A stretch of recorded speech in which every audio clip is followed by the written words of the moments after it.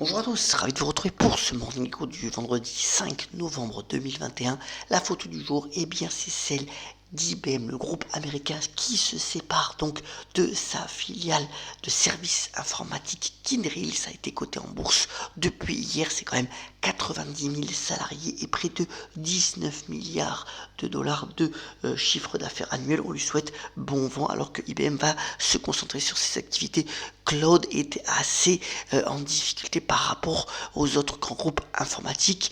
Tout ceci, vous voyez, dans un environnement où les bourses continuent de voler de record en record. Le Nasdaq est en pleine ébullition. Vous voyez qu'il a pris près de 1000 points seulement en quelques séances, glanant près de 23% depuis le début de l'année. Alors les marchés européens ne sont pas aussi en reste. Vous voyez notamment le DAX, donc l'indice des valeurs allemandes, qui a dépassé pour la première fois en clôture le seuil des 16 000 points. Alors les raisons de cette envolée boursière, c'est dû donc à la suite de la réunion de la Fed qui s'est déroulée mercredi soir. Alors la Banque centrale américaine a certes réduit donc les achats donc d'actifs et en particulier d'obligations, mais aussi bien, elle a dit que pour le moment, les taux d'intérêt resteraient bas, au moins pour les prochains mois, même si elle faisait attention à l'inflation. Mais voilà, ça crée un contexte où, eh bien, la croissance économique semble de nouveau accélérer. Deux, les résultats des entreprises sont au-dessus des estimations. Et finalement,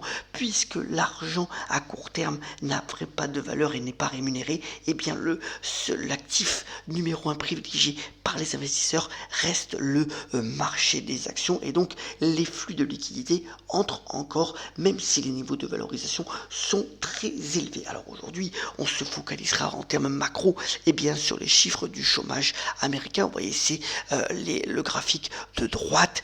Et bien, pour le moment, on attend des créations d'emplois entre 400 et 500 000 pour donc le mois d'octobre, alors que vous voyez que le taux de chômage finalement est quand même bien redescendu depuis la crise du Covid. Alors sur le point de vue des résultats des entreprises, pas mal d'entreprises encore, si on regarde avant ces graphiques là, donc Uber et Airbnb après la clôture ont plutôt publié des résultats au-dessus donc des estimations.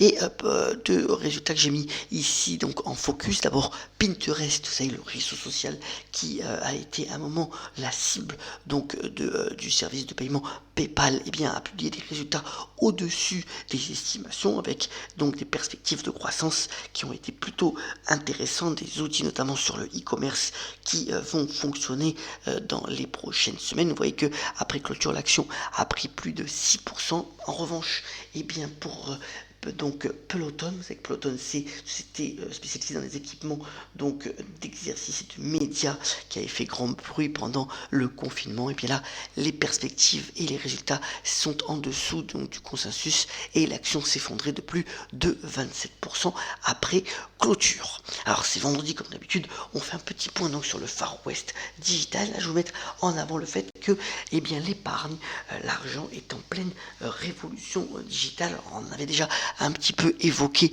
avec donc l'introduction en bourse de Robinhood, mais vous voyez que en fait les fintech veulent complètement chambouler la gestion de l'épargne des particuliers. Rendez-vous compte que notamment aux États-Unis, qui est toujours un peu eh bien le pays précurseur pour ce genre de mouvement, eh bien la dernière enquête sur 2000 adultes a démontré que 88% donc des adultes américains utilisaient au moins une application fintech pour gérer leur épargne. Vous voyez qu'avec le mouvement et l'argent aussi qui afflue via le capital investissement sur les fintech, eh bien ce mouvement va monter en puissance. Alors on parlait de Robinhood, on parlait aussi de eToro, donc la société israélienne qui va bientôt s'introduire en bourse pour une valorisation avoisinant les 10 milliards. Eh bien voilà, elle permet notamment aux particuliers d'acheter des actions sans commission, avec donc des fonctionnalités extrêmement faciles et pratiques pour pouvoir investir sur le marché des actions, pour pouvoir aussi voir son portefeuille.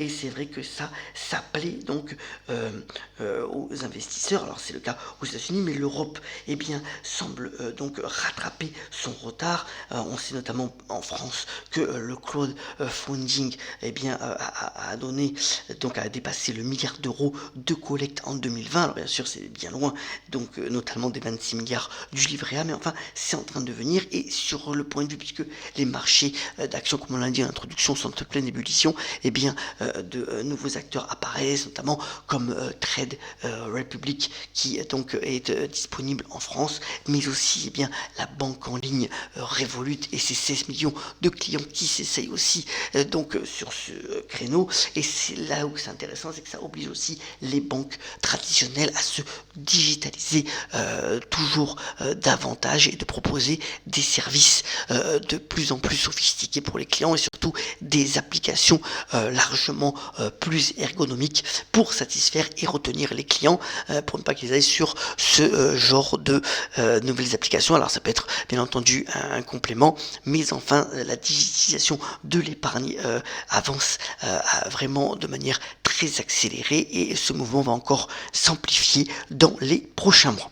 Alors c'est vendredi, petite touche culturelle puisque ça fait l'événement aujourd'hui, eh bien c'est ABBA, le groupe suédois qui revient donc avec un nouvel album qui s'appelle Voyage, donc c'est 10 morceaux, ça dure 37 minutes, mais apparemment ça a été bien donc apprécié par les critiques musicaux. Alors vous savez que le groupe ABBA c'est quand même 400 millions d'albums vendus depuis la création, et puis surtout il y aura donc un show futuriste de la part donc des membres du groupe musical qui vont s'appeler les Avatars, et ça commence donc en 2022. Voilà un retour qui séduit aussi d'ailleurs les jeunes et qui est quand même à signaler. On le souhaite bien entendu bon vent, mais quand on voit les premiers résultats sur YouTube, c'est plutôt encourageant pour le premier morceau qui est sorti.